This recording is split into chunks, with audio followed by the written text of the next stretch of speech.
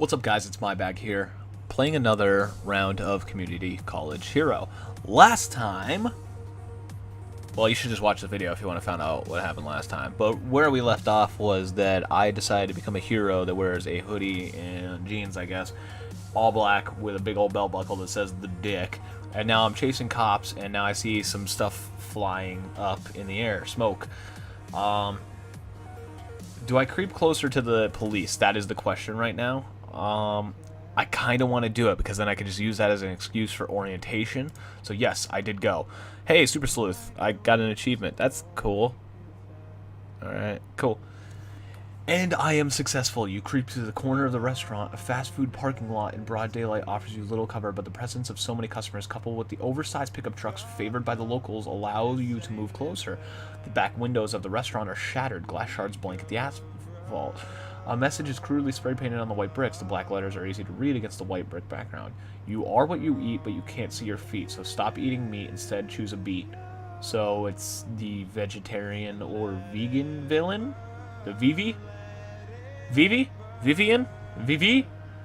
Under the message are two other words. The contrarian.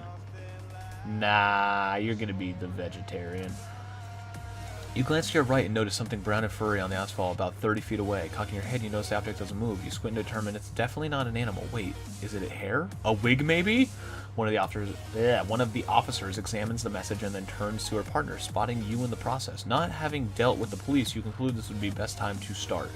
As you start to pivot, you hear a soft whooshing sound to your right. Jerking your head to follow the sound, you immediately notice the brown thing on the ground has disappeared. Bolting away, you ponder what just happened. You pray you won't miss too much of orientation. When you finally reach campus, your worst fears are confirmed. Only two rather unimposing spec security guards remain outside the main building. One smokes while the other watches a squirrel, with intense interest typically reserved for those on safari. Your fingers reach for your school sign dumb phone. I don't know what that means. Oh, a dumb phone, because it's not a smartphone. Eric, you're such a funny fucking guy. Fuck you. There's no data plan, but the clock works just fine. The display confirms you are 5 minutes late on your first day. Not a great start, but a cool story to tell them. You briskly walk past. You briskly walk past the guards and open the entrance door. Hearing the buzzing of your conversation down the hall, you race towards the noise and open the gym door. It's time to meet your classmates. Is this going to be like one of those dreams where I'm naked when I walk in? The gym features traditional wooden bleachers on the near side. 4 rows have been extended on the floor, providing at least 10 times the seating actually needed to accommodate the 25 or 30 students in attendance. By invisible agreement, most students sit 5 or 10 feet from one another, providing lots of buffer zone. You quickly pick a spot on the edge of the second row. What if I didn't want to sit there? And sit a few feet from a skinny guy wearing glasses over his half mask. His hair seems to shoot in 6 different directions at the same time. Left, right, up, down, back, forth. So XY axes. He gives you a polite nod as you sit. You crane your neck, looking around for some of the students in your area. Are you more interested in checking out the girls or the guys? I think I'm about the ladies. Okay, next. There are certainly some cute aspiring heroines at Spec. You want... Is this going to turn into a fan fiction? I just realized that. I really hope this doesn't turn into a fan fiction, because god damn it, Eric Mosier, I swear to god if this turns into fan fiction. There are certainly some cute aspiring heroines at Spec. You wonder if you'll get a chance to date any of them. God damn it, it's going to be fan fiction. A student in an obscenely bulky armor suit sits in front of you in the front row. The back of the armor resembles a huge brown turtle shell over 4 feet wide. Every time the student makes the slightest move, the bleacher creaks in protest. Tapping your limited knowledge of weights and measures, you estimate the armor to weigh at least 1,000 pounds. Feeling bold, you tap the student's shoulder. Surprisingly, somehow he feels your tapping because he quickly turns around. Smiling and greet him. Hey, what's up? I'm the Dick. Cool armor. Oh, hey, I'm the Combat Wombat. Fucking love his name. His face is friendly with a small nose and round cheeks. He wears mechanical-looking goggles to conceal his identity. I like your green backpack. Thanks. Combat Wombat, did you hear that right? How do you follow up on that? This will also be a good chance to practice your persona with your classmate.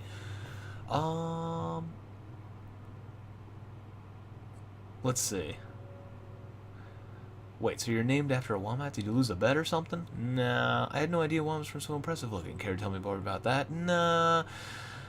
Combat Wombat. Nah. I think I'm just going to play it straight. I don't know much about wombats, so you care to educate me? Because I really don't know a lot about wombats.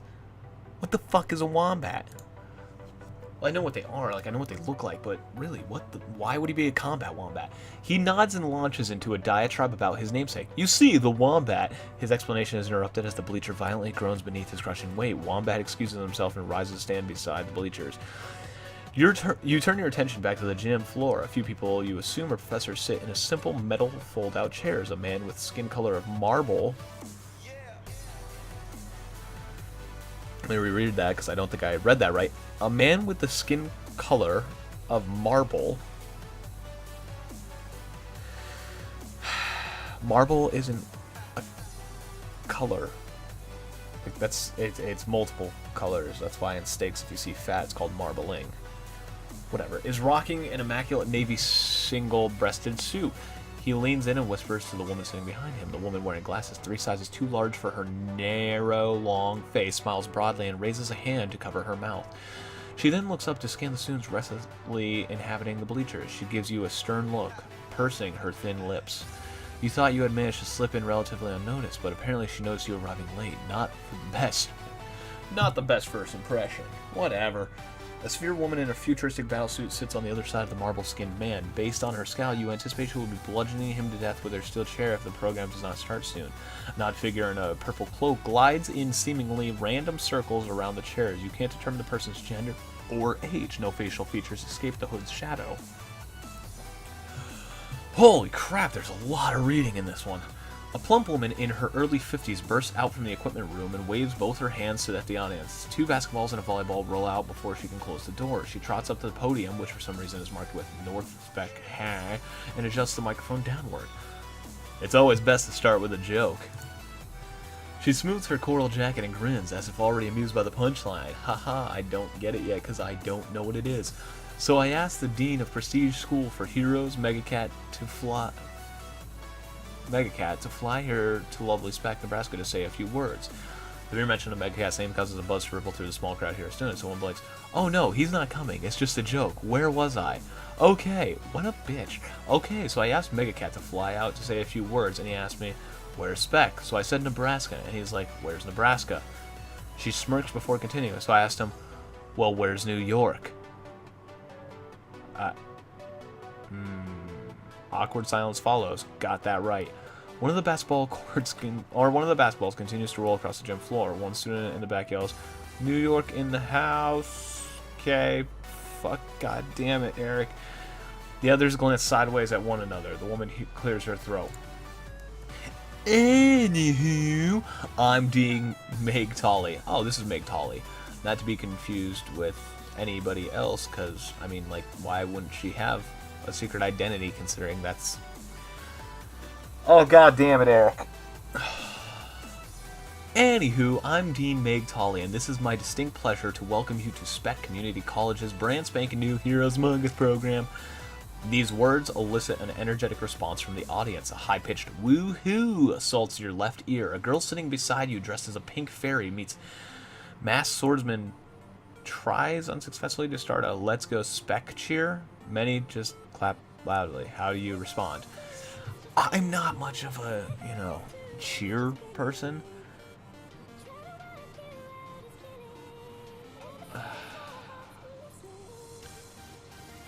I cross my arms on my chest, looking totally disinterested. I don't want to be a dick.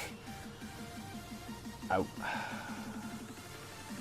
going to do the stand up and clap politely, I guess. I'll be polite towards her, because I don't want to be a dick yet. Meg Tolley introduces the faculty. The lady with the big glasses is Sandy McCormick, a local attorney. The marble skin man is Hedonist. Oh god, is he going to be a fucking... He's going to be a villain. He's just going to turn into a villain. I mean, it's a professor on loan from Savior School. The severe woman is Downfall. You think you've heard of her before. She's a New York hero, although you're not sure if she attended Prestige. Finally, the cloaked figure is introduced only as Nil. Which professor do you think is the most interesting?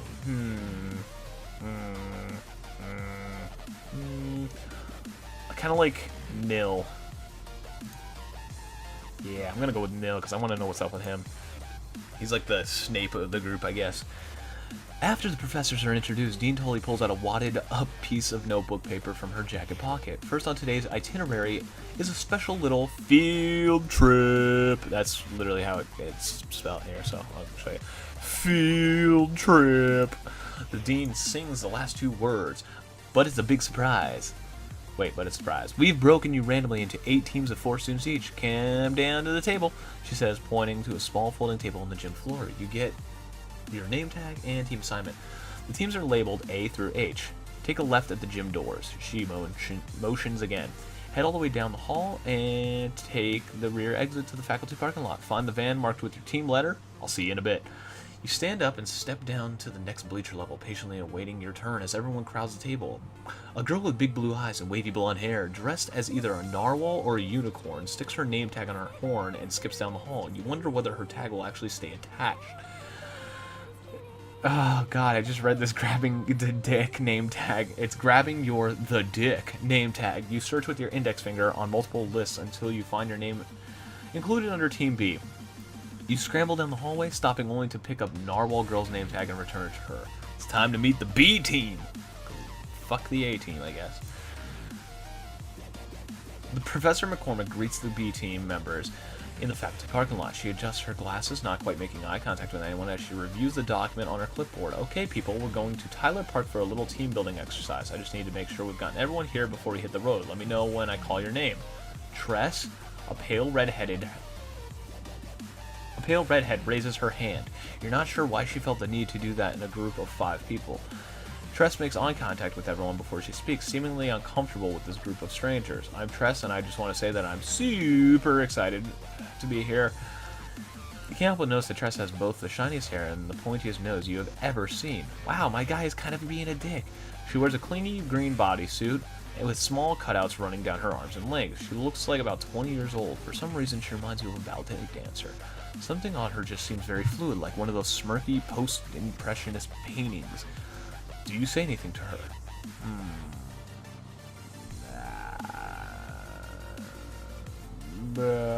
Pleasure to meet you, Tress. That's a cool name. Yeah, that's kind of what I would say, because I'm not gonna be a douchebag and say that's a pretty outfit, doll, and so are you.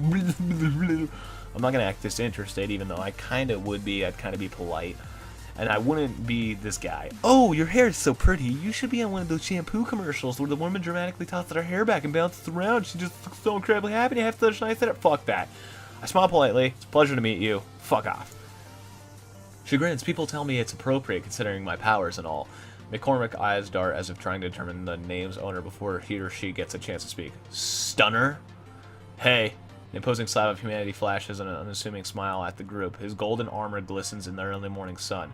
I mean, with a name like Stunner, and he's got to have that gold armor. You know, he's got to be repping his shit with that gold. Yeah, anyway, I'm Stunner. It's cool to meet y'all. I don't know about you, but I'm ready to kick some He trails off as if sensing McCormick's imminent disapproval. Really? Come on. We're like, they already said that the one girl's like 20. There's somebody else here. Like, he could say ass. Come on. Some butt. His violent high five to the weirdly dressed girl catches her off guard, at least for a second. Her hand shoots up to deflect a potential closed head injury. If Tress is the team's ballerina, Stunner is the linebacker. Do you say anything to him? No, I don't care if I pull off that kind of look. I would probably be the dick who does your armor. It blinds me. Do right. Yeah, I'm gonna do that. Stunner's brought first. Are you serious? There's no time to act a fool. Oh God. His name is Stunner. He wears an all gold outfit, and he's gonna say act a fool. The professor pipes up again. Okay then, the dick. How do I respond? Yes, the one and only. I wink at the others, including Professor McCoy. Oh my god. Oh my god. Yeah, no, it's gotta be the one and only, because I gotta wink at everyone. McCormick's eyes flutter behind her owlish glasses. Did you just wink? Oh, never mind. She shakes her head and then looks down at her clipboard. Is this right? McCormick peers at her list. Dirty girl? Oh my god. Oh my god. The dick and dirty girl are on the same team together. This is just fucking fantastic. The oddly dressed girl smiles. Guilty as charged, she says. And before anyone, as she immediately looks at Summer's direction, says anything about my name, it refers to my powers, okay? Well, that, and I like getting a rise out of people. You don't doubt her last remark. She wears a retro leather aviator's helmet as if she was expecting at any moment to leap out of World War II fighter plane. Her goggles are pulled down over her eyes. Strands of blue hair poke out from under her helmet. She wears a black t-shirt with the message "Getting Dirty" on the front, along with gray and purple tan shorts. And an oversized belt, buckled black boots giving definition to the word clunky. Dirty girl isn't your stereotypical spandex-clad heroine. Before you say anything to the dirty girl, Professor McCormick takes her clipboard with her pen. Okay, Team B, hop on the bus. We'll discuss details on the way. Let's go. Okay, so this is episode 3 of Community College Hero. I'm kind of liking this game, so I might play it on a different day. Right now, I'm done because I've recorded a full 45 minutes of just reading this shit, and honestly, Eric Mosier has some really corny fucking things in it, and it's starting to like get to me a little bit. But overall, it's kind of interesting. I don't really like text-based games, but this one's interesting at least. Anyway, thank you for watching. I hope you like this series, because like I said, I am going to do quite a few more of these, because I actually really like this one right now. Anyway, thanks for watching. Hope to see you again. Remember to like, comment, and subscribe. Follow on Facebook, Twitter, and Instagram /itsmybag. Thanks again. Hope to see you again. Peace out. Does this go on forever? I really think I found a glitch. This is very strange. Oh, fuck! You serious? Yep, I'm dead. I'm in this fucking cave alone! Yep. Oh my god.